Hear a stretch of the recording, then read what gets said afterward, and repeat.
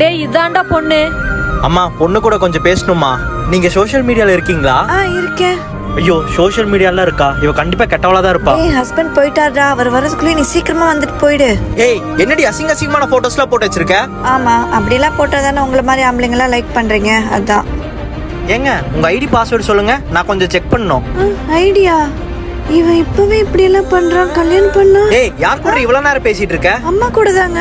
அம்மா கூட பேசுற மூஞ்சிய பாரு. இனிமேல் நீ போனை யூஸ் பண்ண கூடாது. ஏய் வீட்டுக்கு முன்னாடி பைக் நிக்குது, யாரடி வர வச்ச? எவன்டி வீட்டுக்கு வந்தான்? கட்டின பொண்டாட்டி எப்படியா சந்தேகப்படுவீங்க? அப்படிதாண்டி சந்தேகப்படுவேன்.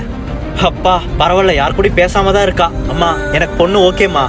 ஆனா எனக்கு ஓகே இல்லைங்க. ஒரு பொண்ணை கல்யாணம் பண்றதுக்கு முன்னாடி அவ வேற யார்ட்டையாவது பழகி இருக்காளா, நல்ல பொண்ணா இருக்காளான்னு செக் பண்றீங்களே, அதே மாதிரி உங்களை நாங்க செக் பண்ணலாமா?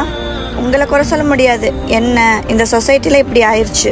பையனோ பொண்ணோ கல்யாணத்துக்கு முன்னாடி எப்படி வேணா இருந்திருக்கலாம். ஆனா கல்யாணத்துக்கு அப்புறம் நம்ம எவ்வளவு உண்மையா இருக்கோன்றதுதான் முக்கியம்.